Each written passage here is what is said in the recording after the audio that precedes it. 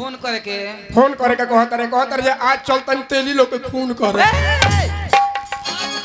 आज तेलो खून हो जाए का तरह से कहनी है कहां जाता रे तू न कोलो तेलो खून करे के सफा तार दिमाग खत्म हो गेल ना का कौन ये टेलीफोन करे के तेले खून करे के तोरी भाग अरे भाग मनावे जे चौधरी सब का गांव हो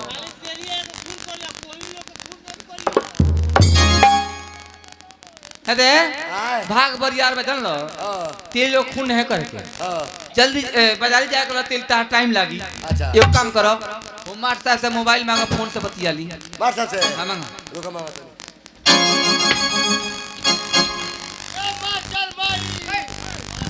भाई को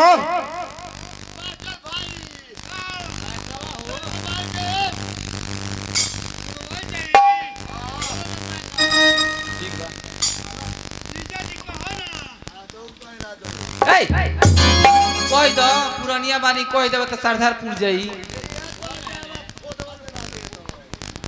ए मारता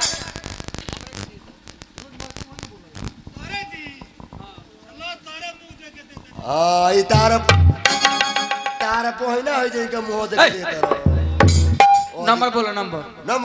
बोलो और नंबर लिखो बोलो 0011 0011 आ जोबे लगाई तोबे बोल कौन नंबर है कोड नंबर नंबर बोलो बॉम्बे कोड नंबर नंबर बोलो कत नंबर लिखो 85219 85 2 19 आ 44 5 गो 8 44 5 गो 8 को नंबर ये बोलो रहो को भइल बा तेरे के माने लास्ट में 44 5 8 अच्छा 85 219 44 8 58 हां हेलो ये बाबा ई के हेलो ए ई वहां का नहीं की बोलत दोसर के ऊपर बतेबा हेलो हेलो क्या बोलता अरे कौन भाड़ुआ का पिल्ला आधी रात को फोन किया रे रे बेटा कहाँ फोन लगाया रे भौजी हो अरे हिजरा में ढूक बोल रे बेटा आऊंगी तो जुत्ती से बात करूंगी अरे तोरा हीरा बुझा तेरे हीरा का सरदार हूँ ए मौसी ए जना टोला बुंडिया में घुस गइल बा कट गइल कर देलू हां ओय में घुस रहला बड़ा छिछुनर बड़ा हो जलाली टोला बुंडिया साफा छिछुनर बड़ा तू का बताओ यार आई बजे राती खान कामना नंबर लगल है हियन में जाके लाग गइल बे ते बड़ा हिजरा अपन खुला रखेला से नंबर दूसरा बोला तो हां दूसरा नंबर बोलो नंबर बोली हां एक और नंबर याद बा बोलो 77 77 8 19 8 19 73 73 आ 6 15 ई ठीक बानू हां ठीक बा नंबर गलती हो तो सोच ली अपना बारे में बे हमार लगावल गलत ना होला हम घंटी जाता हेलो हेलो हेलो हेलो क्या बोलता हो ए कोई तो जे हम कोई दो हेलो हेलो क्या बोलता ए कोई ना तो हम कोई दो रवला के बोलता नहीं है हम भी जे बोलता नहीं आहा रवाही का जी ओ मालती का हो का समाचार बा समाचार सब ठीक बा प्रणाम खुश रहो हां समाचार को तो प्रणाम कइल जाला ठीक बानी कि ना जी मालती हम ठीक बने बोला अपन समाचार भैया भौजी के बोलो गोपाल पढ़ जाला कि ना पहले अपन भाषण बंद करी तो देखी हमर तबीयत ठीक नहीं के जल्दी गाड़ी पर घर आई अरे तो तबीयत ठीक नहीं है ना अरे भैया के लगे हम पैसा भेजने का के इलाज करा लो काल भाई भौजाई हमर तर को जान मारने के लिए घरे आब कि ना कोई तो हम आज बिहान भइल बनी मालती का ना गलल हम क्या छोड़ चले हो नौकरी जो चूल्हा भाड़ में रहो घरे आब ना त हमर मरले मुंह देख के पहले बताते हैं हां मालती असल बात फिर दोबारा अपना जुबान से बंद कर लिया जब ऐसा बात बा तो मार हलवानी स्टेशन पर रखवा भेज दिया ताकि घर आए में दिक्कत ना होके ठीक बा रखत नहीं प्रणाम खुश रहो ए रघु आ जावत आ जावत रे अदे आवत रे नु तुमका गोरली लवा खियाओ आते तो मरली लेवे खाए अरे दाल भात सब्जी बना खिया अरे बड़ा चाव से खा ले अरे 8:30 बजे 8 बजे सब्जी खर बनवा तो नहीं दाल भात सब्जी से आ गइल बा अरे आओ तरी जा जाओ तरी चलो आओ तर की जाओ हो सैया छुट्टी लेके आवा तारे गारावा हो सैया छुट्टी लेके आवा तारे गारावा आज टेलीफोन सैया छुट्टी लेके आवा तारे गारावा आज टेलीफोन आईबा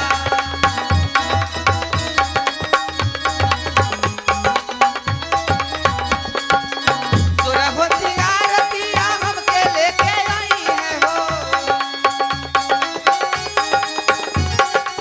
तोरा हो सिंगार पिया हमके लेके आई है हो ओ भानी भाई लेके ये बाबा नारावा आज टेलीफोन आईबा सैया छुट्टी लेके आवा तारे गारावा आज टेलीफोन आईबा कलकत्ता शहरिया से हमारा बजरिया से कलकत्ता शहरिया से हमारा बजरिया से सैया जी हमार टेलीफोन में एगो छुआ मांगले टेलीफोन में से एगो छुआ मांगले टेलीफोन। अरे देखिए 1 घंटा हो गया हमारे स्टेशन से पहले अभी तक रखवा पता नहीं कि बड़ा मतली आदमी है कहा जा रहा कुछ और कर रहा कुछ और अच्छा कुछ और इंतजार करते भेंट हुई तो ठीक बा ना भेंट तो कहीं जाग पड़ी जबे हो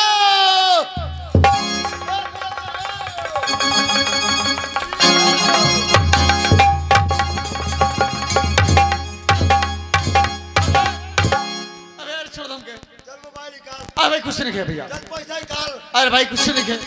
चल अरे छोड़ दो भैया आयो भाई अपन फट फट तार पर बंद नहीं किया काहे हो तो बड़ा खतरनाक आदमी बड़े रे का फाटे तेरे तेज में सारा तेरी बोलो टाइम नहीं दी का ओए मोर जे सिवाना चसने पर हाथ लगाओ तेरा सो अच्छा अब बेगवा छीन ले तेरा सो कोने जे रोको त नेक चला समहु चेक करी चल तू ही घटा गोलो देखो एक बात बतलाओ दुनिया की सबसे निष्कर्म होला तो उठा ले पड़े ना ये तो जान चाहिए कि केहू रुपया कमा के आवे मेहनत करके मजदूरी करके और छीन ले तो कितना बड़ा पाप पड़ी पापरला देखिए काम करिए मदद की बात ना करब बैग उठाओ चल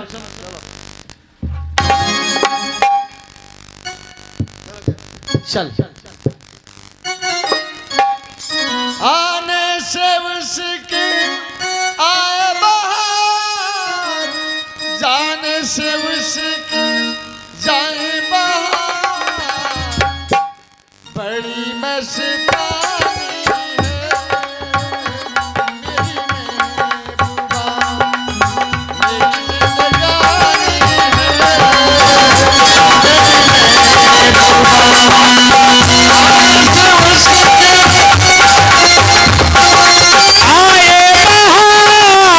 जाने से उसी को जाए बाहर बड़ी महबूबा महबूबा मेरी जिंदगानी है मेरी महबूबा।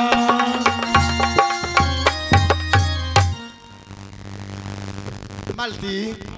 का हो खाना न बनल बा हमें से खाना बने हमार तबियत ठीक नहीं खे तबियत ठीक नहीं तो हमें से कहे के ना चाहिए तारा केकरा से कहे जाए केकरा से कहे जाई हो तार त गांव नगर पंचायत घूमले समाते तो कहीं केकरा से ई को तू का बोलता रही हो तनी बात सोच समझ के बोले केकरा से के ना बतियावे के की ना बोले के चाहिए दे अबे त मालती के सोच समझ छाइल बा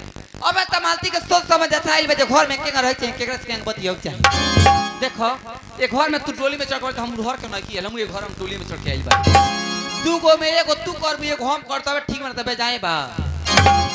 अच्छा एकर मतलब तू काम खातिर खिसियाइल बड़ी हम बुझा तनी तू अकेले खड़ कर तारे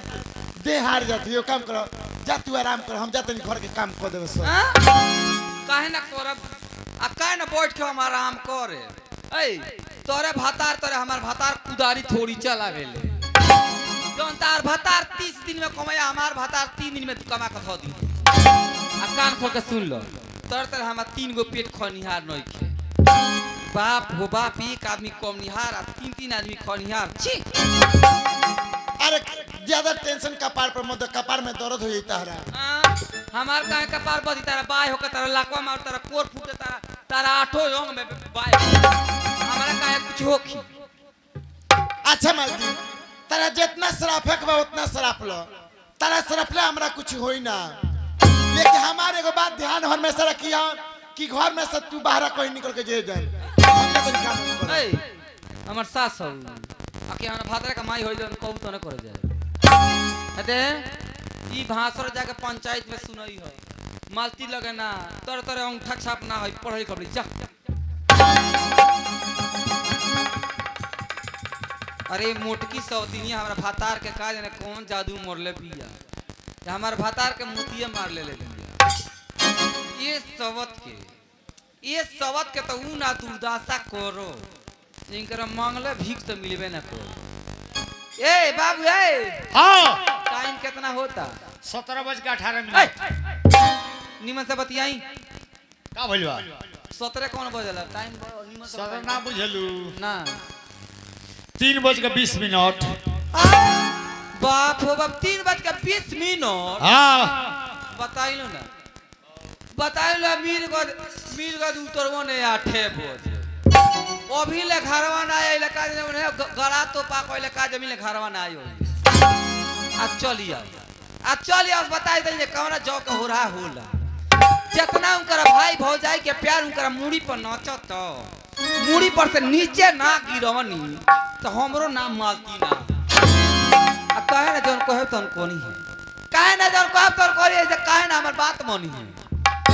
ये घर में ना ऊ तिरिया चरित्र लगाए ऊ नहीं अपन वेशभूषा बनाए ये जौन कहे तो उनको किन करही पड़ी देखते जे का करतनी हो देखी जी यही से लड़का लड़की के सामने सामने देखा के तो माने बियाह रोपल जाता कि लड़का लड़की के नीति मिल जाओ बताई कितना निमनी घर चलते रहल ह अभी घर कौन राह पर जाता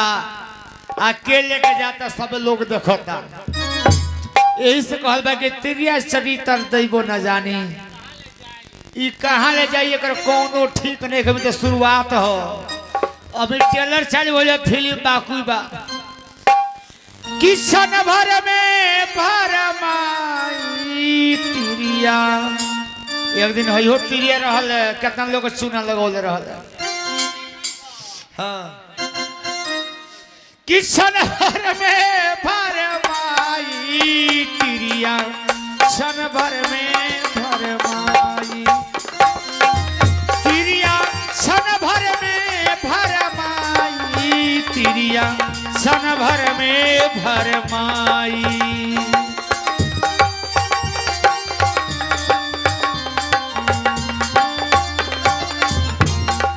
हे रमेश भाई तिरिया कारण रामचंद्र जी बन बन ठोकर खाई तिरिया कारण रामचंद्र जी बन बन ठोकर खाई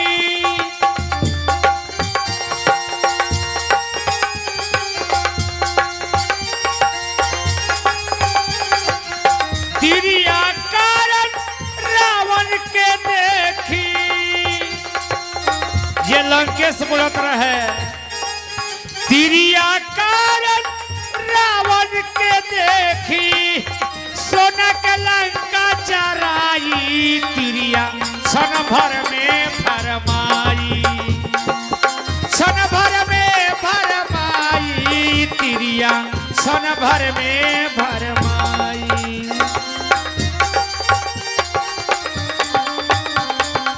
हो तिरिया कारण नारद मुनि बंदर भेद ई कोनो बात ना भई सन भर में भरमा सन भर हेलो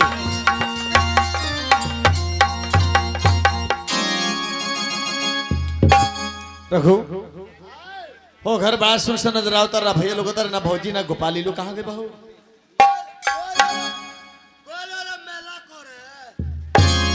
रघु एक काम करो बैग ले लो द्वार पर जाओ घर में दहतारी घर में किए बाकी ना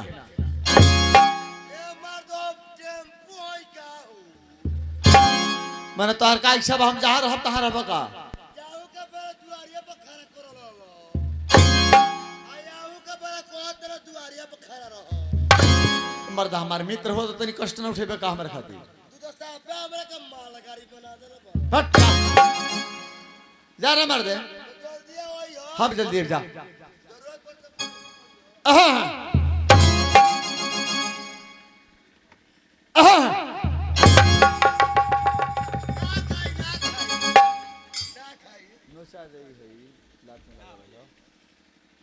मालती नौसा जे तो फ्री में आइल बड़ा,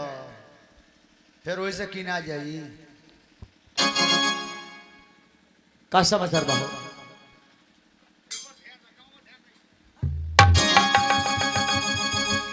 लोग से बोले चाहत नहीं कि लोग हमारे से मत बोले, पहले बताए थे। बहुत ना खाई हट पगी ना आज बाहरवा चला तो कुछ लेके ना चल रहा हां तू जाना तेरा जो रंगीन जमाना हो गई कौन तुका मैं किलो लड्डू ले लेतो आ एक पैसा अगरबत्ती ले लेतो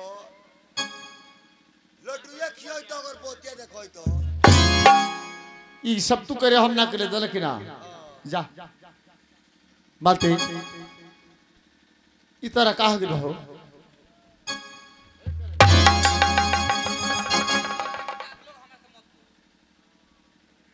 वाह देखनी सब है ये हमारे लिए फोन करेगी रोज जल्दी आई तबीयत बड़ा हमारा सीरियस खराब बा इनके खाते हमारे दिल में कितना प्रेम रहा स्नेह रहा तुरंत टिकट करा के गाड़ी पकड़ के घर से लेनी जब करीब आए तो कहते लोग हमसे मत बोलो हम लोग से बोलने की चाहत मालती तौर तो बोली शुरू के कलेजा में गोली की तरह लाग गई खैर कौन बात ना बतला भैया भजी कहाँ गए बोलो भैया बाजी कहाँ गइल होली? गइल होलो सिनेमा मॉल में पिक्चर देखे। मालती खबरदार मालती उल्टा पलटा और कुछ करूं हमारे भैया के हमारे साथ बाउर क्यों ना हुई हमारे घर के परंपरा घर के लोग हमारा साथ में फिल्म देखे जाओ ए, आज के बाद से वो लोग कहीं जाओ चाहे ना जाओ, लेकिन आज के बाद से रहो बाहर प्रदेश नौकरी करके रखे जाएगी। एक घर में जाएगा सबके बैठ के खाता वहीं रोक खा कर पहले बताए थे। अरे वाह शादी से घर में तो हुकूमत चल लगा और तू कहबे तो नहीं का हम कहब तो ना हो तो केकर कॉल हो रो बाहर प्रदेश कमाइले हमरा कौन बात के सुख बजी रो बाहर कमाइले हमरा कौन बात के सुख बजी हमरा मुड़ी में इतना तेल ना हो हमरा देह पे एगो शुद्ध बस्तर ना हो हमरा हाथ में भर बात चूड़ी ना हो एगो गोर में चप्पल ला एगो गोर में भीख बगिन बन के जिया तानी बेचारी का बड़ा दुख बाहो मालती तार दर्द हमके समझ में आ गई तारा शौक श्रृंगार के सामान मात्र घर के लिए इसलिए इतना परेशान बड़ी हर पगली खेती बाड़ी समय रहला हम भैया के लगे पैसा ना भेजनी है खेती बाड़ी में खर्चा हो गई हुई अब आगे बढ़ी ना तू जान कहूँ तो अब खरीद दे हां दुका पैसा ना रहल खेती बाड़ी के समय लो सब उठ गइल बा अरे रोरा भैया खाती धोती सीलिंग के कुर्ता किने के पैसा रहल रोरा भतीजा के ranger cycle jeans T shirt किने के पैसा रहल रोरा भौजाई खाती 3-3 हजार के साड़ी किने के पैसा रहल हमारे फाक में फाक ले गेले और कोइले बाहर के उड़ा गेल धनो कोइ मादी तो से बार बार चेतावनी देता है अपने जवाब पे लगाम दे के बात करा ये तो हमारे भैया के तरफ मान समझ रू और भाई में हमारे भाई में जमीन आसमान का अंतर बा माती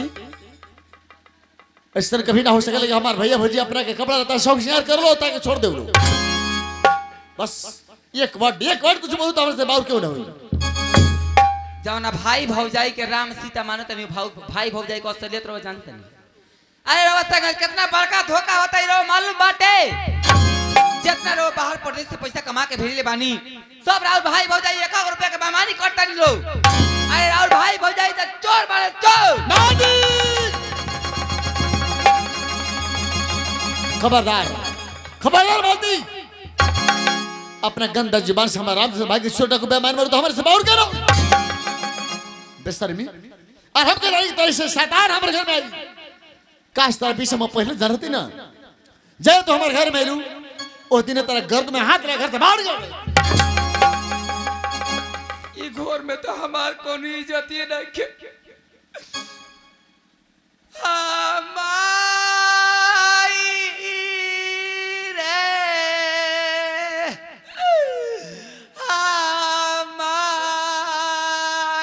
हमारी चुप रहो आइल बारे तेरे के नया नया साड़ी किने तेरे के नया नया ब्लाउज किने चुप रहो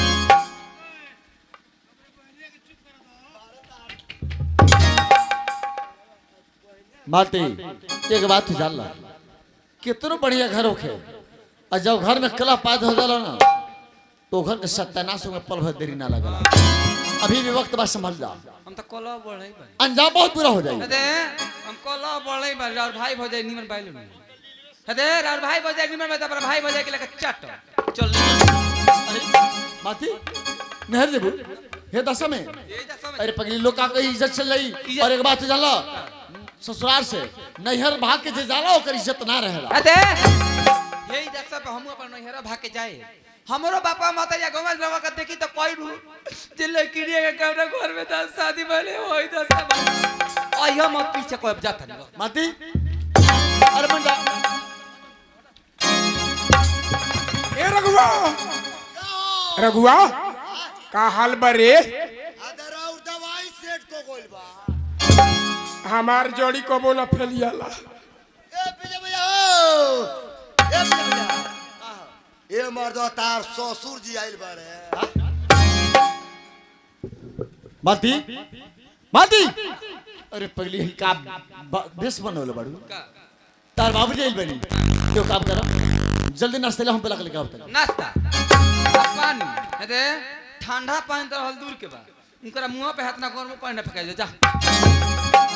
माते तू छोड़ देबू लेकिन हम कहे छोड़ हमार ससुर जी हैं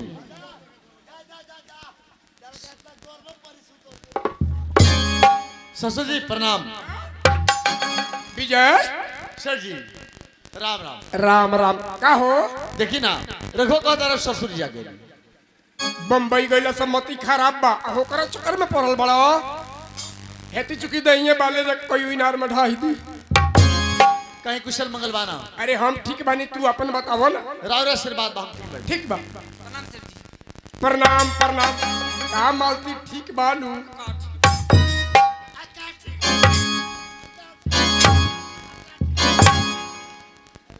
सर जी मालती बड़ा प्यार से प्रणाम के लिए हारुआ क्यों जानता रही राम राम तू रह तारा बम्बई घर के समाचार का जानता रहो हे बाबू तार भाई भौजाई बड़ा नेक इंसान हलो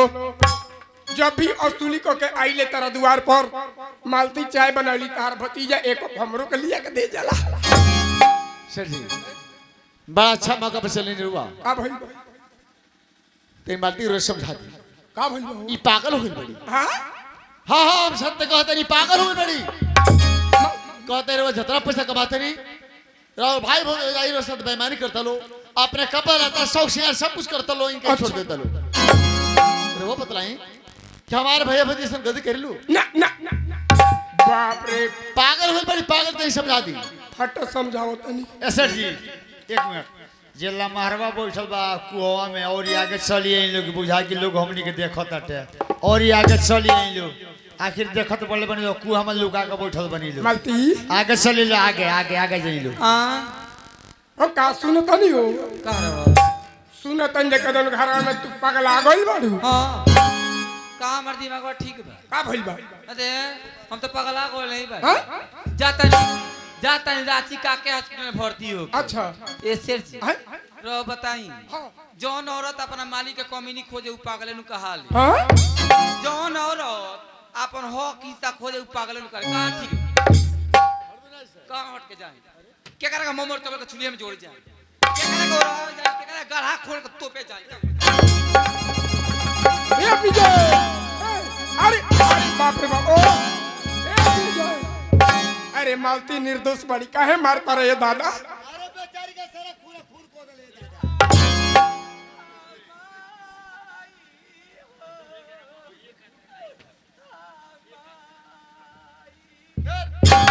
एक बार रो रो रो या कोनो कीनल हो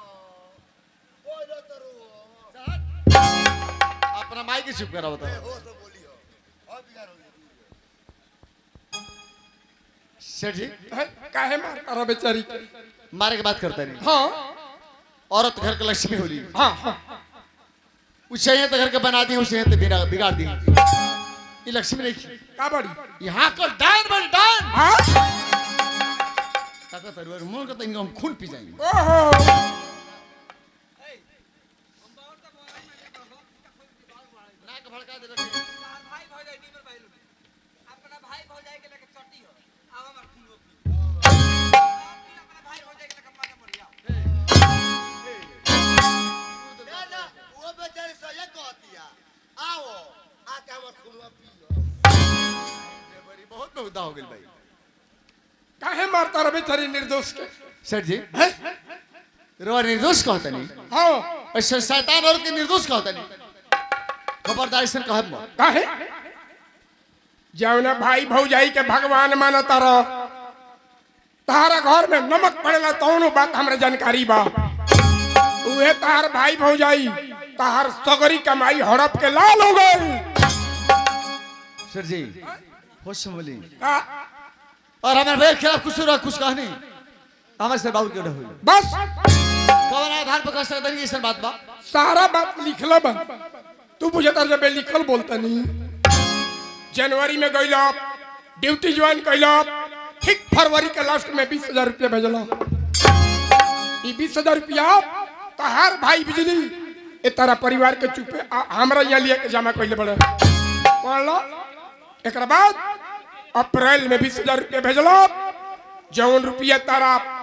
भौजी गंगा के नाम तो जमा बा तार परिवार ने खे जाने हई आवे से 20 दिन पहले जौन भेजले बड़ा ई तारा भतीजा गोपाल के नाम से बा यही पर कहतर जरूर का जनते नहीं है। सर जी ये हमारे कमाई पैसा है ये पर अधिकार हमारे बा ये काम कर लाई पैसा हमको दे दी विजय एक बाद अपना जुबान पर ये पैसा का नाम लेके आइलो हमारे से बुरा आदमी ना पैबो। ई रुपया तहार भाई बिजली मंगे तो दे दे तहार भौजी गंगा मंगे तो दे दे तहार भतीजा गोपाल मांगे आई कि सेठ जी रुपया चाहिए तो दे दे बाकी तू आ तहार है श्रीमती जी एगो सिक्का मंगबलो तो ना दे जा जा धोल जा मुठिया लो जा ये दादा बताई ना सेठ जी ये बेचारा के मन में तनको विचार ना भइल ना ना रे बाहर प्रदेश कमाता नहीं हाँ अरे कम से कम भाइयों भौजाई का चुपे चोरी मौगियों को कुछ भेजो हाँ 4-5 हजार जरूरी बा। जा ये दादा जिंदगी भर तो भाई भौजाई के कमा कर राजा कदल छी। अरे हम तो नहीं हो इना होके तो मालतियों के नावे को खाता खुल जा सेठ जी एक वर्ड कुछ मत कहे काहे ये पर बगली में 1 रुपया नहीं जितना पैसा कमा के भेजनी है भैया के नाम से भेज चुकल बानी इमरजेंसी फोन के लिए हाँ हम के कर्ज लेके किराया भर लेके मात्र चल दल बनी बेचारू के दुख सुन के हमार कलेजा दहल गई। बम्बई के कमाई हर आदमी के लगे 1 रुपया नहीं खे